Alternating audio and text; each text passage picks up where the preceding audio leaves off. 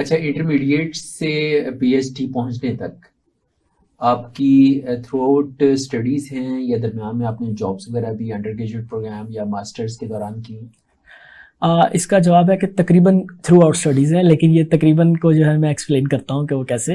कि मैं 2015 जो है उसमें ग्रेजुएट हुआ था, और उसके बाद जो है यहाँ पर मैं एक प्राइवेट सेक्टर, बल्कि नॉट फॉर प्रॉफिट ऑर्गेनाइजेशन है जो कि जेनेटिक डिजीज़ के लिए के लोगों को क्लिनिकल केयर और उनकी प्रिवेंशन के लिए काम करती है, तो मैं उसके साथ वाबस्ता हो गया और 2 साल तक मैं उनके साथ जॉब करता रहा।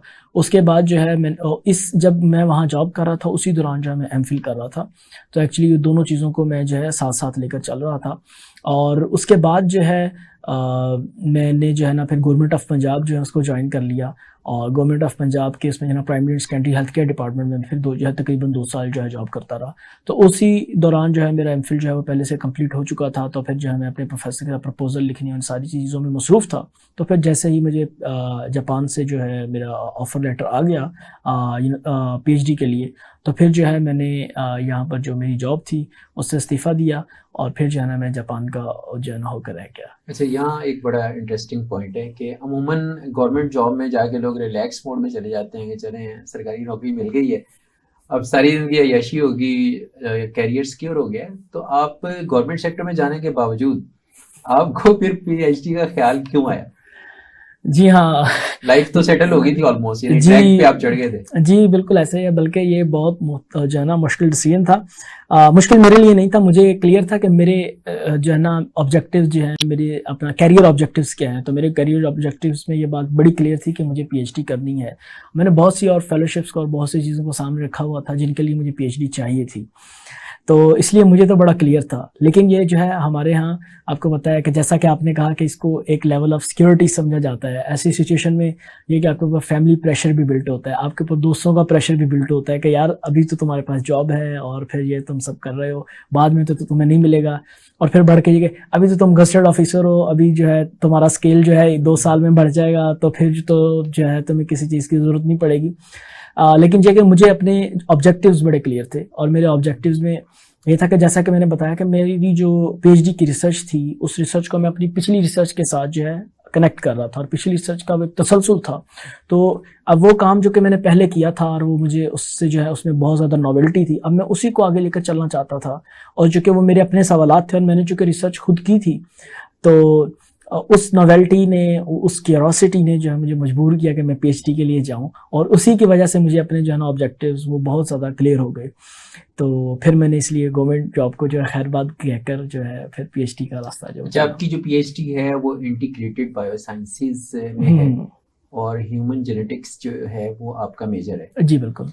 अच्छा, ये हमारे नाजरीन की आसानी के लिए इसको थोड़ा सा आसान लफ्ज़ों में समझाएं कि आपकी जो तहकीक है वो इंसानी ज़िंदगी के किन पहलुओं का अहाता करती है? जी हाँ, आजकल अभी जो है कि जब मैंने काम स्टार्ट किया तो इसकी मैं डिस्क्राइब करना चाहूँगा हम इस रिसर्च क्वेश्चन पे कैसे पहुँचे। ये है कि मैं एक्चुअली जैसा कि मैंने आपको बताया कि कलर विजन पे काम कर रहा था, कि हम बहुत से लोग हैं, तकरीबन जो है तकरीबन 7% लोग जो हैं हमारे यहाँ, उनको जो है मसला है जिसे हम कलर विजन डेफिशिएंसी या कलर ब्लाइंडनेस कहते हैं, कि जिसके अंदर जो है वो जो है लाल और जो सब्ज़ रंग है उसके अंदर तफरीक नहीं कर पाते। तो उसकी वजह से जो है उनकी अमूमी ज़िंदगी बहुत मुतासिर होती है। तो फिर जो है ना कुछ अर्से पहले एक जो है हाइपोथेसिस आया कि उन्होंने ऑब्ज़र्व ये किया कि जो हमारी देखने की हिस्स है, ये स्मेल और टेस्ट इनके साथ जो है इंटीग्रेटेडली काम करती है, इसके साथ काम करती है। तो जैसे इसकी बड़ी एक अमूमी मिसाल है वो ये कि कोई चीज़ है खाने की, अगर आप उसको देखते हैं तो देख के अगर आपको अच्छी लगती है तो आपका उसे खाने का दिल करता है, और इससे पहले कि आप खाएं आप उसे सूंघते हैं, और अगर आपको उसकी स्मेल भी अच्छे लगे तो आप उस पर टूट पड़ेंगे, तो शौक से खाते हैं। तो ये जो है ये हिस्सेस जो है इंटीग्रेटेडली काम करती हैं। तो अब इसमें जो है बहुत जो कलर विजन है इसको सिर्फ 3 जीन्स जो रेगुलेट करते हैं, तो उसको जो है ना ऑलरेडी वो एक्सप्लोर हो चुकी थी। अब सवाल ये कि टेस्ट और ये जो है अपना ऑल्फैक्शन ये कैसे काम करते हैं। आपको ये जानकर बड़ी हैरानगी होगी कि अमूमी लाइफ में हम जो है शायद सूंघने की हिस्स को वो अहमियत नहीं देते जो कि हम दीगर हमारी जो हिस्से हैं उनको देते हैं, लेकिन जो सूंघने की हिस्से सबसे कॉम्प्लिकेटेड है, और आज के इस मॉडर्न साइंस के दौर में भी हम इसके बारे में बहुत ज़्यादा नहीं जानते। तो ऐसे में जो है ना फिर मैंने चूज़ किया कि जी ठीक है, हम मैं जो है इसमें ऑल्फैक्शन और टेस्ट जो है यानी कि सूंघने और टेस्ट की जो हमारी हिस्स है, चखने की हिस्स, इनको साथ लेकर चलूँगा। तो फिर मैंने अपना थीसिस जो है वो सिर्फ सूंघने पे मुकम्मल किया, और उसमें जो सूंघने की हिस्स में जो मैंने काम किया वो, अब सूंघने की हिस्स की बहुत ज़्यादा एप्लीकेशंस हैं। पहले तो इन जनरल जो है आपकी कॉस्मेटिक्स में ये सारी चीज़ें इस्तेमाल हो रही हैं, इंडस्ट्रियल एप्लीकेशन इसकी बहुत ज़्यादा हैं। लेकिन उस सब के अलावा अगर जब हम मेडिकल पॉइंट ऑफ व्यू से देखते हैं, चूँकि जो मेरा बैकग्राउंड है, तो आपको ये बात पता होगी या आपने सुनी होगी, वरना मेरे हमारे नाज़रीन के लिए जो ये बड़ी जो है इम्पोर्टेंट बात होगी कि बहुत सी जो न्यूरो डिजेनरेटिव डिजीज़ है, जैसे अल्जाइमर्स डिजीज़ है, पार्किंसंस डिजीज़ है और दीगर डिजीज़ जो हैं, उन सब के अंदर जो सबसे पहले जो है हम किसी भी मरीज़ की जो है सूंघने की हिस्स जो है वो ख़त्म होती है। तो ये बिल्कुल as an early indicator of any neuro degenerative disease use होता है। और आजकल जब हम ये कोरोना वायरस की पेंडेमिक जो है वो ख़त्म हो चुकी है या तकरीबन इख्तिताम को है, जो स्ट्रेन्स आ रही हैं वो इतनी ज़्यादा वेरुलेंट नहीं है, बहुत ज़्यादा पैथोजेनिक नहीं है, ऐसे सिचुएशन में आपको पता है कि तकरीबन 98% लोग जिनका जो है एक्सपोजर हुआ वायरस के साथ, उनकी जो है सूंघने की हिस्ट्री है वो चली गई। और आपको पता है कि जब कोरोना आया हुआ था, ये एक तरह का बायो इंडिकेटर बन गया कि वो डॉक्टर आपसे ही पूछता है क्या आपको स्मेल ठीक आ रही है, क्या आपको टेस्ट ठीक आ रहा है। अगर वो खराब हो गया तो वो कहता है जी आपको कोरोना ही है। तो एक तरह का ये जो है बायो इंडिकेटर बन गया।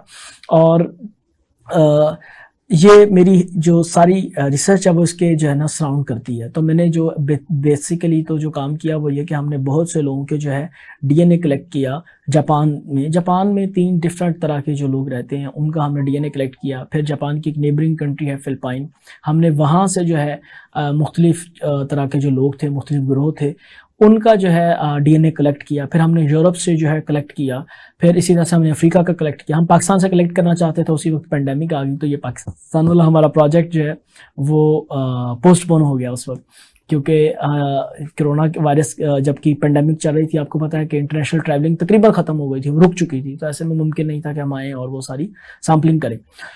तो फिर उन तमाम के अंदर हमने देखा कि उनके यहाँ जो ऑल्फैक्टरी रिसेप्टर्स यानी कि सूंघने के हिस्से के जो जीन हैं वो कितने हैं, वो कैसे काम कर रहे हैं, और कौन कौन से जीन्स जो हैं वो फंक्शनल हैं और कौन कौन से जीन्स जो हैं वो के फंक्शनल नहीं हैं।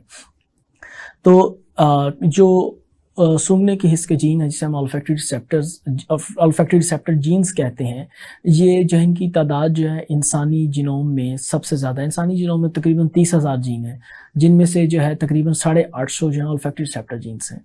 तो ये किसी भी, अगर हम जीन फैमिली की बात करें तो ये जीन्स में सबसे बड़ी फैमिली है। बहुत से जीन्स हैं जिसके लिए सिर्फ एक, बहुत सी चीज़ें जिनके लिए सिर्फ एक ही जीन है बॉडी में, लेकिन ये वाहिद ऐसी चीज़ है कि जो अभी तक इग्नोर्ड रही है, और इसके लिए बहुत ज़्यादा तादाद जो है वो जीन्स की मौजूद है। नाज़रीन, यहाँ वक्त हुआ एक ब्रेक का। ब्रेक के बाद हम डॉक्टर शुएब अख्तर साहब से गुफ्तगू का सिलसिला आगे बढ़ाएंगे। हमारे साथ रहिए।